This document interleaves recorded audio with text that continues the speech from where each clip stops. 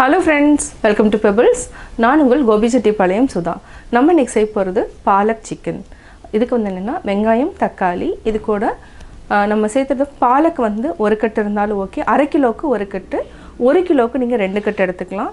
இது வந்து பொடி பொடியாக நறுக்கிட்டு மசாலா சேர்த்துட்டு பாலக்கையும் சிக்கனையும் ஒரே டைமில் நம்ம ஆட் பண்ணி செய்ய போகிறோம். வாங்க எப்படி செய்கிறதுன்னு பார்க்கலாம். நம்ம ஒரு பேனில் ஆயில் விட்டுக்கலாம். இதுக்கு ஒரு 4 டேபிள் ஸ்பூன் அளவுக்கு ஆயில் விட்டுக்கலாம். இதுக்கு பட்டை, லவங்கம், கொஞ்சமாக கருவேப்பிலை போட்டுக்கலாம். கடுகு 1/4 டீஸ்பூன், சீரகம் கொஞ்சம் வாசனைக்காக. கடுகு நல்லா பொரிஞ்சதுக்கப்புறம் நம்ம 3 வெங்காயத்தை போட்டுக்கலாம். 3 வெங்காயத்தை நான் பொடியாக நறுக்கி வச்சுருக்கிறேன். இப்போது நல்லா பொரிய ஆரம்பிச்சிருச்சு, அதாவது வாசனை வர ஆரம்பிச்சிருச்சு. இந்த ஸ்டேஜில் நம்ம வெங்காயத்தை ஆட் பண்ணிக்கலாம்.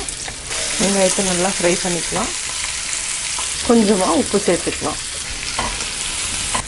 வெங்காயம் நல்லா வதங்கிடுச்சு. இப்போ நம்ம 1 டேபிள் ஸ்பூன் அளவுக்கு இஞ்சி பூண்டு பேஸ்ட்டு ஆட் பண்ணிக்கலாம். நல்லா வதங்கிட்டோம்.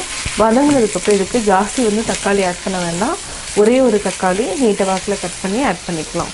இஞ்சி பூண்டு நல்லா வதங்கிடுச்சு. இதுக்கு நம்ம ஒரே ஒரு தக்காளி ஆட் பண்ணிக்கலாம். 1 நிமிஷம் வரைக்கும் நல்லா வதங்கிட்டோம். அதுக்கப்புறம் நம்ம மசாலா ஆட் பண்ணிக்கலாம். நம்ம ஒரு சிட்டிகை அளவுக்கு மஞ்சள் போட்டுக்கலாம். 1/2 டீஸ்பூன் மிளகாத்தூள், 1 டீஸ்பூன் மல்லித்தூள், கரம் மசாலா ஒரு 1/2 டீஸ்பூன், இதுக்கு சிக்கன் மசாலா ஒரு 1/2 டீஸ்பூன் அளவுக்கு ஆட் பண்ணியாச்சு. நல்லா வதக்கிக்கலாம். கொஞ்சமாக தண்ணி விட்டுக்கலாம். மசாலானோட பச்சை வாசனை போயிடும். இப்போது மசாலானோட பச்சை வாசனை போயிடுச்சு. எண்ணெய் வந்து பிரிஞ்சு வர ஆரம்பிச்சிருச்சு. இந்த ஸ்டேஜில் நம்ம சிக்கன், இதுக்கு என்ன பெரிய பெரிய பீஸாக இருந்தாலே ஓகே. பாலக்கீரையும் நம்ம ஆட் பண்ணிக்கலாம். இதுக்கு வந்து 1 கட்டு எடுத்துருக்கிறேன். அரை கிலோவுக்கு 1 கட்டு, 1 கிலோவுக்கு நீங்கள் 2 கட்டு எடுத்துக்கோங்க. இது பார்க்குறதுக்கு உங்களுக்கு ஜாஸ்தி இருக்கிற மாதிரி இருக்கும், ஆனால் ஜாஸ்தி இருக்காது, ரொம்ப கம்மியாக தான் ஆகும். டேஸ்ட் வந்து வித்தியாசமாக இருக்குன்னு நினைக்க வேண்டாம். நார்மலாக நம்ம சிக்கன் சாப்பிட்றப்ப எப்படி இருக்குமோ அதே டேஸ்ட்டு தான் வரும். இந்த கீரை போடுறதுனால டேஸ்ட் வந்து மாறும் அப்படின்லாம் நம்ம நிறைய பேர் செய்ய மாட்டோம். பட் அப்படி இல்லை, இது நீங்களும் ட்ரை பண்ணி பாருங்கள். டேஸ்ட்டு நார்மலாக தான் இருக்கும். இதுலேயே வந்து தண்ணி வந்து நிறையா ரிலீஸ் ஆக ஆரம்பிக்கும். சிம்மில் வச்சுட்டு 10லேருந்து 12 நிமிஷம் வரைக்கும் வேக வச்சுக்கலாம். நல்லா பரட்டி விட்டாச்சு.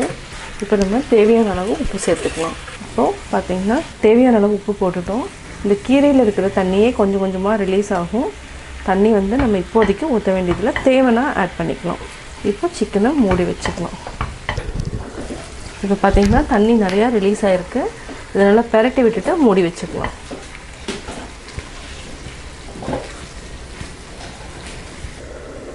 பார்க்கலாம். பார்த்திங்கன்னா நல்லா வெந்துடுச்சு. நல்லா பரட்டி விட்டுட்டு ஒரு 2 நிமிஷம் வரைக்கும் நல்லா வேகட்டும். அதுக்கப்புறம் ஆஃப் பண்ணிக்கலாம். இது வந்து ரச சாதத்துக்கும் நல்ல காம்பினேஷன். நம்ம சாதத்துக்கூடையும் பிசைஞ்சு சாப்பிட்லாம். அதே மாதிரி சப்பாத்திக்கும் நல்லாயிருக்கும். ஒரு 2 நிமிஷத்துக்கு அப்புறம் ஆஃப் பண்ணிக்கலாம். சிக்கன் பார்த்திங்கன்னா நல்லா வெந்துடுச்சு. நல்லா ஜஸ்ட்டு ப்ரெஸ் பண்ணி பார்த்திங்கனாவே தெரியும், உடஞ்சிருச்சு. 2 நிமிஷத்தில் ஆஃப் பண்ணிக்கலாம். ரெடி ஆகிடுச்சு. 2 நிமிஷம் ஆகிடுச்சு. இப்போ பார்த்திங்கன்னா எண்ணெய் வந்து பிரிஞ்சு வர ஆரம்பிச்சிருச்சு. இப்போ நம்ம ஆஃப் பண்ணிக்கலாம். ஒரே ஒரு டைம் வந்து நல்லா பரட்டிட்டு ஆஃப் பண்ணிக்கலாம். சுவையான palak chicken ready. Palak chicken எப்படி செஞ்சீங்கிறது பார்த்தீங்க. இது என்னென்னா சப்பாத்திக்கும் நல்லாயிருக்கும், நான் நல்லாயிருக்கும், ரைஸ்க்கும் நல்லாயிருக்கும்.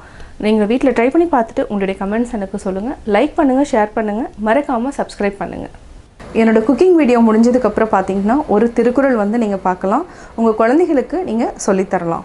எல்லா விளக்கும் விளக்கல்ல, சான்றோர்க்கு பொய்யா விளக்கே விளக்கு. இருளை போக்கும் எல்லா விளக்குகளும் சிறந்தவை ஆகா. சான்றோர்க்கு பொய்யாமையாகிய விளக்கே சிறந்ததாக அமையும்.